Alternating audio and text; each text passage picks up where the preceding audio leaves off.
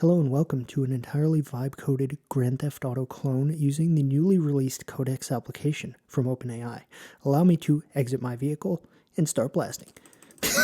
OpenAI has introduced the Codex app, which is essentially a graphical user interface with which one can interact with agents designed specifically for coding tasks. If you're watching this video, you're perhaps familiar with OpenAI's Codex, which is a command line tool that allows you to perform agentic coding actions or instruct agents to code specific things in an agentic manner. This is almost like a desktop interface with an aesthetic wrapper around that to use it for perhaps folks who are less interested in using command line tools.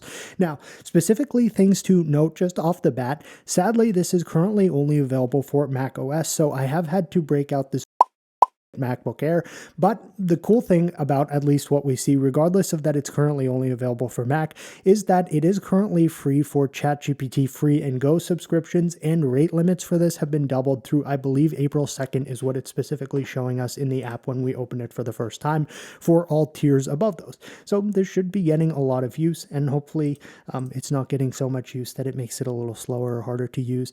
With that, we're basically going to just look at a few specific things here in the introductory blog post, but I want to get some hands-on testing with this and showcase its actual capabilities live and in real time. Now, before we get into it, I do just have to kind of pander. Feel free to follow me on X. You can see this is my account name right here, and please pay absolutely no attention to the specific account that is logged in on this computer, being that it is an OpenClaw related thing. But really, let's get into looking at this and seeing what some of the cool stuff are here. Now, initially, I'm not going to go in order of the blog post. I'm going to go in order of things that stuck out to me first and foremost, one of which is they highlight this rather impressive game that was created with multiple sub-agents and 7 million tokens. They pretty prominently display this, and looking upon this at first glance, I was like, ugh, this kind of looks like crap. Like, you're telling me 7 million tokens produced this? Then when you actually click into it and go to start race, you see this is significantly more impressive than the way they've chosen to showcase it. In specific, like, it has sounds and stuff like that, which are cool, but if we change the track to one of these neon ones and then go in it, why wouldn't you have just used this as the thumbnail for this game rather than the disgusting, like, Wild West looking thing? I am massively on a tangent now, and I do apologize, but this very much excites me, as if you are familiar with the channel, you know that a lot of my testing revolves around having these tools make fun little games to play. So that was just very exciting to see. Now, with that, there are some other interesting things right here, such as the ability to work with multiple agents in parallel. They do specifically mention this work trees thing where agents can work on the same code base at the same time without kind of bumping into one another, to put it rather simply. In addition to that, they mention the skills tool right here, and while I'm not going to verbosely read through this like a lot of other channels that will capitalize on this hype for this release, I do want to say, interestingly enough, they talked about using the image generation skill and a web game development skill to build the game that we saw right here. So that's just cool, and this is something I like to see used, and is something even with Google's Genie 3 that highlights the ability to start with an AI generated image and then use that almost as a reference piece for whether it be a coding tool or a model like Genie 3 to actually create the world based off of that reference image.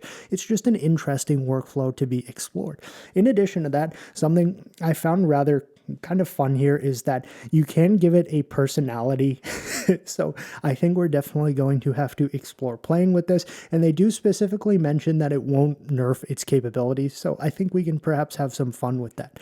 The final thing I want to mention here before we just jump in and start playing with this is the concept here that they mention of delegating repetitive work with automations looks to be very interesting in terms of kind of autonomous agentic work, which has broader ramifications, of course, for society and work and things of the sort. But they specifically mention right here that they've been using these automations to handle repetitive but important tasks, and this is definitely something that could be very, very powerful in the right hands. So it could be a very cool developer tool. I've taken a brief look around the user interface here, and I do have to say it seems more poised towards a broader audience as opposed to hardcore developers, which is actually good because this could enable maybe not like grandma and grandpa to be able to code something, but it's getting closer to that ability, and I do like to see it, as opposed to something like Google's anti-gravity, where that has perhaps more of an IDE feel to it, but the downside of that is it can be a little more complex and cumbersome to use.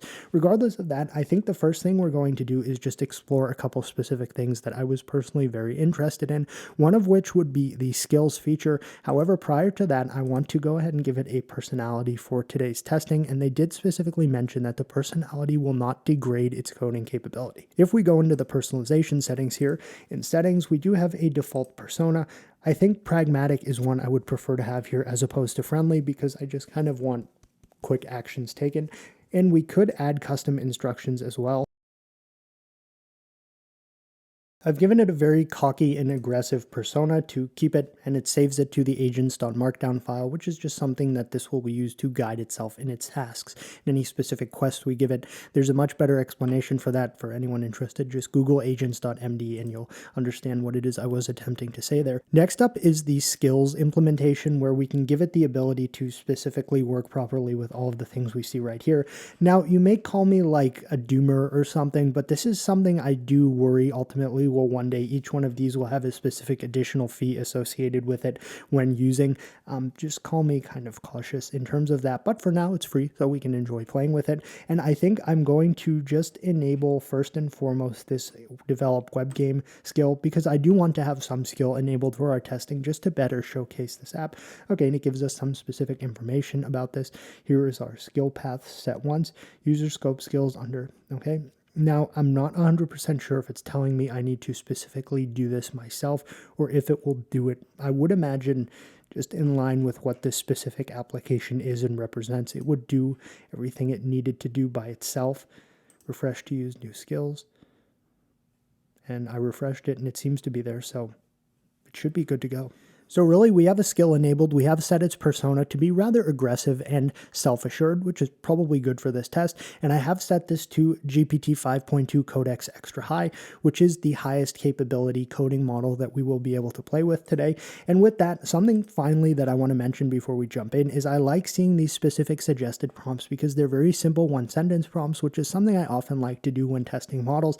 So it's nice to see some comfort in my approach, at least reflected here. Build me a GTA clone in 3D. It was only a matter of time before some YouTuber decided to clickbait, I made this model, make me GTA. So I figure I'd hop in on it. I was curious to see if this was at all expandable, as sometimes when using these models through just like the chat.blank.com web interface, you can oftentimes expand when it's showing this, at least with ChatGPT, and it will give you an expanded chain of thought with a little more information on what it's doing. I'm not seeing that happen right here. We can see it's now actually giving us some feedback here in what it's doing, and I would suppose simply this could be put by it's just setting up the environment in which it's going to design and then test this specific game. Now, if we click inside what we see here when we expand each one of these individual commands, it will go ahead and expand the syntax that we see in this file, just to prove that it is actually doing something and creating these files on our host system. Now, as I would imagine, this seems to be working very hard in the background. We're not necessarily getting a lot of visual feedback to see how much it's working, but it's slowly updating us on its progress, and I suppose ultimately if it's actually working well, then that's really all that one could ask of it. So we're seeing some extremely bold claims made right here. Built a lightweight 3D GTA style sandbox with custom renderer, city blocks, drivable car, on-foot movement, cops wanted system, shooting, pointer lock camera, and full screen toggle. Added deterministic stepping via window advanced time plus window render. Okay, this seems very, very impressive. Now, before we test this, believe me, I'm very excited to. I'm not trying to waste time. One thing I want to specifically mention is down here, this little icon is our context window. We can see the entirety of this process used up 16% of our context window. Codex automatically compacts its context when it does run out. And with that, we can also click this button, which I would presume would open the directory for this specific project, which would make it much simpler to then just run these specific commands to start it. Now, I'm extra nervous right here because basically the result of this hedges my ability to clickbait this video or not properly, so I'm quite invested in this being a solid result. All right, here is our first look. Okay, neon pursuit start. Roam the grid, drive the coupe, dodge the cops, and paint the night. I like it. WASD to move, drive. I want to see specifically, okay, so E is to enter and exit the car. I'm inevitably going to forget these controls while we're playing, so I'm actually going to take a picture of them so I have them on hand and can reference that picture. All right, let's try this, and we'll click the game to lock the cursor. The cursor is locked. Okay. We're roaming right here. Where is it? Can I steal one of these vehicles? All right. I need to reference my control schema. So this is, I believe this is us right here, this cube. I do see a road, so E should allow me to steal a car. All right, simple, but it did put us in the car. We don't seem to have any wanted level. It did implement a collision system, meaning that the car can't actually drive through buildings. That's always very good to see. Okay, let's exit the vehicle now. Very good. I do have trace effects on the ammunition, so when we shoot, we see, oh, we're now wanted. Well, it says 5 for wanted, which I would assume has a wanted level of 5. And I died because I got run over. Oh, the city caught you. Okay, so I believe the blue cars are likely police cars. This was a good initial try. Let's drive this a little more, being that we still have a bunch of context left. I would like to implement one of the photo reference features here where we have it generate a photo and then tell it, okay, like make it in this specific style. So I've asked for a specifically worded prompt to generate a design reference for a web-based 3D GTA clone, keeping in mind the constraints of what is capable with a state-of-the-art model. Now, I did have the image generation skill enabled for this, so perhaps our chain of thought is just waiting. Okay, good. It should very likely then produce the image here. Following that, I'm going to enable the plan mode to reference that image and plan the specific tasks it will do to make our game look more like that image. And then we'll swap into the web dev game tool to actually make our game look like said image. Now, the image generation skill did not work because it does not have an OpenAI API key, so I'm just going to go into the ChatGPT website and generate the image based off of the specific prompt it told us it was going to use to generate the image. Ironically, we're also getting a pop-up here instructing us that we can download codecs to build faster. It would be building faster if you allowed me to use the image generation capabilities built into my subscription. Okay, I'm 8% kidding. All right, I tried having it make this look more low poly and realistic, and it just kept making it look more and more like a game cover for a PS2 racing game. So I'm going back to codecs. We're going to attach that. Then we will enable the plan mode. So we're in the plan mode, we've attached the image, and I've just told it to generate the steps required to make our game look like the source image that we've given it right here, which is of course the one we generated using the online image generation capabilities of ChatGPT. It'll be interesting to see, and this is again in the plan mode, so it is not going to necessarily make any specific code changes to our game repository. It's simply going to plot out the best way to go about doing so, and when that's done, we'll swap into the game web dev skill and have it actually have at it. I like seeing this. It's asked me a specific follow-up question: which rendering stack should we use to reach the reference look? I'm going to opt for Three.js because it has recommended that.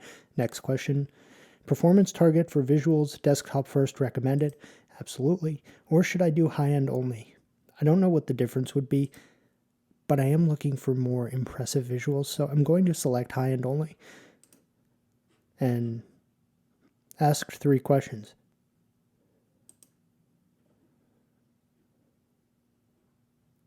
Hybrid. Oh, okay. I didn't actually answer that myself. All right. We'll see what it does. It's now generating our plan. Oh, it has just completed our plan. Okay. It's basically just giving it a bunch of specific information to make this look significantly better, which is detailed in the summary right here. Replace the current software box renderer with a Three.js PBR pipeline, import high detail meshes and textures, and reproduce the references dusk city mood using lighting, emissive windows, bloom, and UI overlays. Keep gameplay logic intact and wire entity positions to the new scene graph. Sounds good. And then next up, it says, yes, implement this plan, or no, tell it what to do differently. I was intending to enable the game dev web skill tool, but I feel like if I click this, it won't allow me to do that. But if I say no and tell it what to do differently, we risk kind of breaking the flow it's in. I think I'm going to just let it have at this in implementing the plan because it automatically comes up as suggested. And then if it does something that's kind of bad, we'll swap over to that specific web dev agent and try to have that fix it. And we'll keep tabs on our specific usage. Okay, so we have only 19% of our context window used up so far, so we should have some nice overhead to create a real decent looking GTA clone. Exciting. All right, we've received our second iteration. In terms of context length, we're now up to 31% used, which still gives us a significant amount of overhead, assuming we do need to make further changes, which probably will. But regardless of that, it gives us the commands and how to go ahead and run this as well. I should already have a terminal window open here to do so. Perfect. So once we refresh this page, we should get a look at our significantly updated Neon Pursuit game.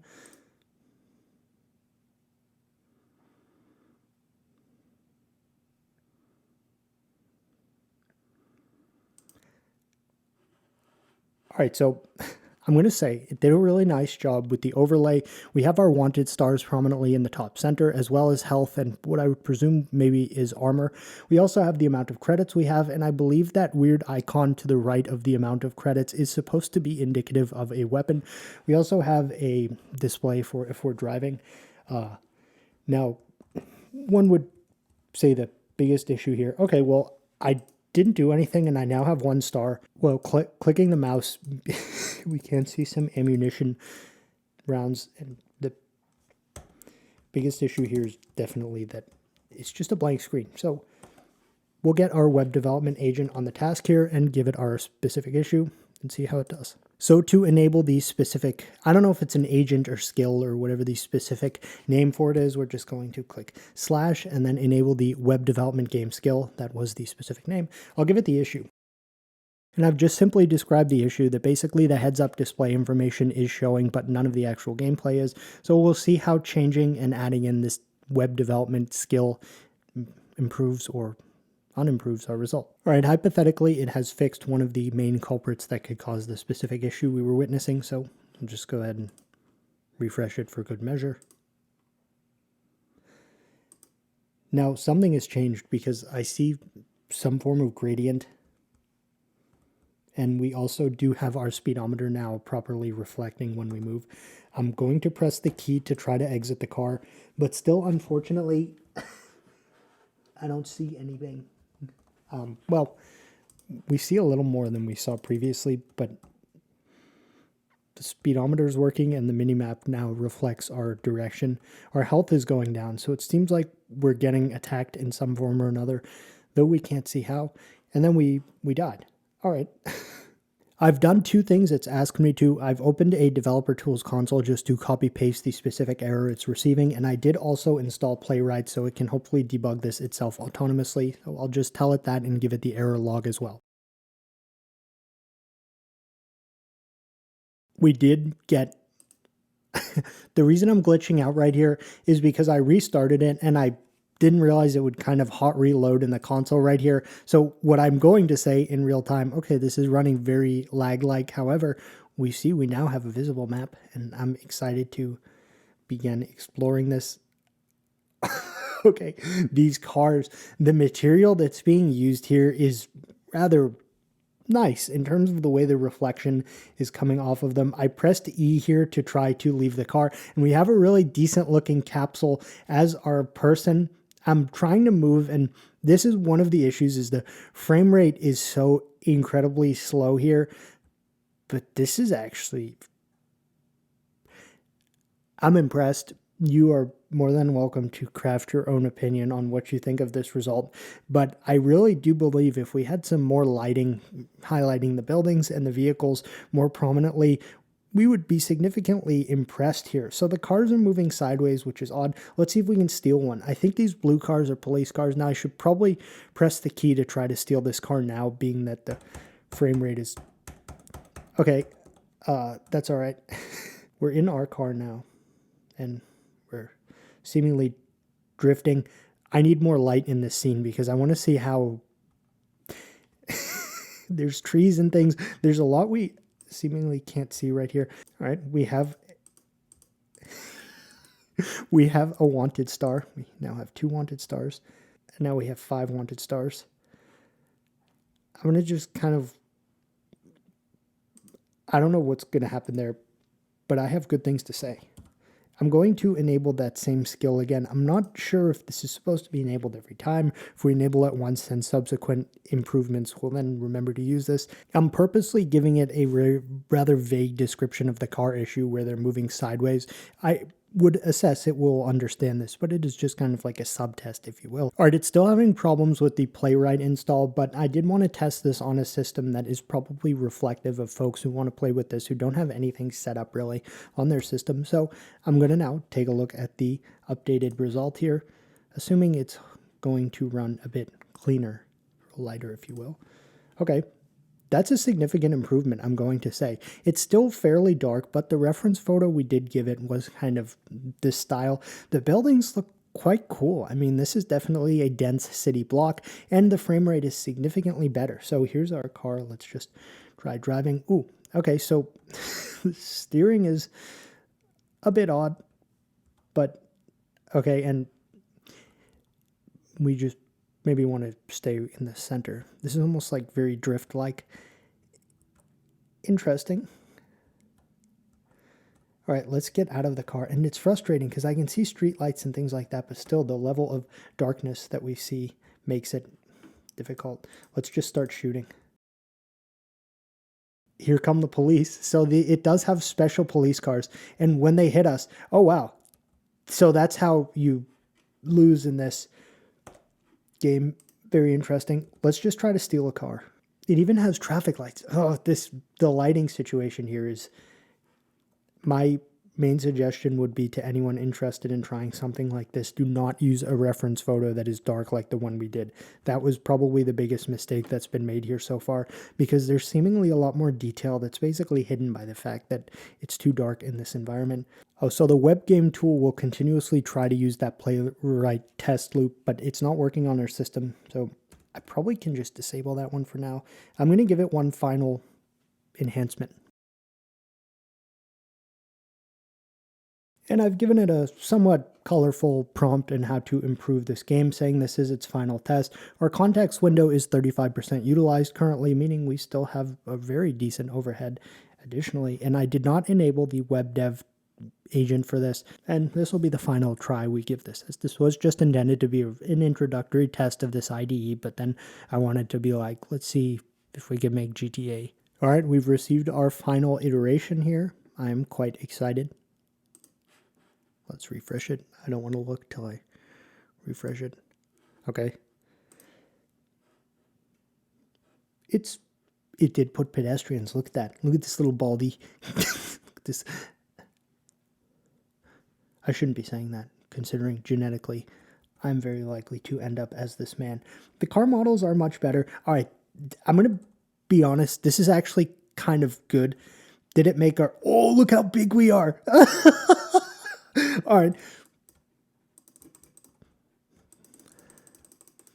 What happens if we... So the issue I'm seeing is the NPCs are so tiny that we can't actually hit them with ammunition. Here come the police. I'm actually... All right, let's reset it. We'll full screen. Our final play. Hello and welcome to an entirely vibe-coded Grand Theft Auto clone using the newly released Codex application from OpenAI. Allow me to exit my vehicle and start blasting.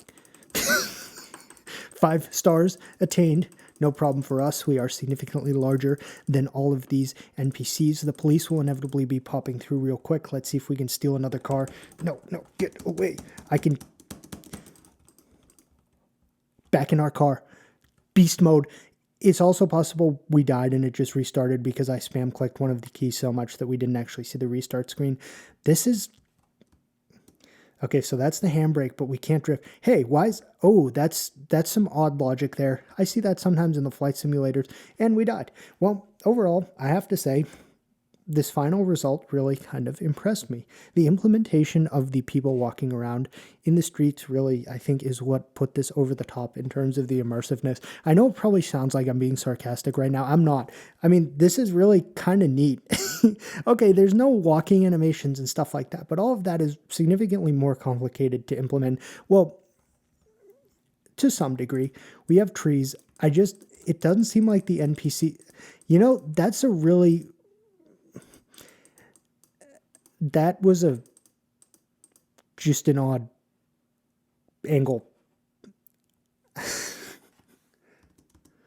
Oh, and the police logic is implemented in a way that it does work is just interesting. All right, overall, that's going to conclude our first look and test of the Codex desktop application that was released today from OpenAI.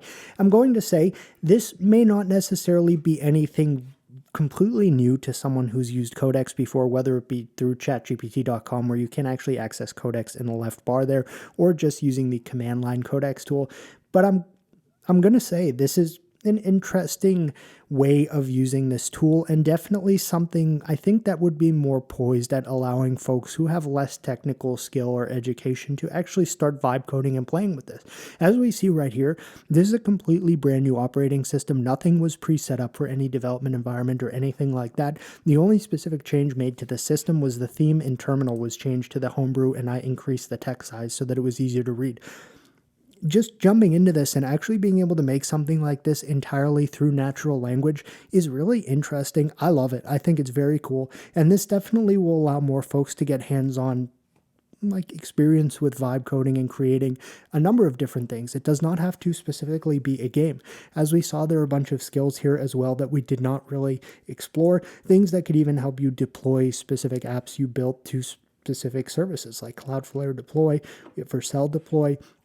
In addition to that, something that I didn't really touch upon that I do want to just emphasize I find to be very potent and cool in the right hands is this concept of automations, where you can have it do specific tasks at specific set intervals, but in an agentic fashion. So even if it needs to perform some coding for an automated task, it can do so at regularly scheduled intervals, which is scary, but also kind of neat. So that's going to conclude this video. Overall, I think this is actually a pretty cool sandbox for testing future iterations of some of these agentic coding models. So I will be keeping this on the system, and I'm excited. These buildings just look really nice. I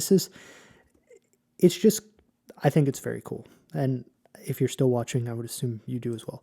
So with that, if you have any questions, please feel free to leave them in the comments. And thanks for watching. You'll never take me alive.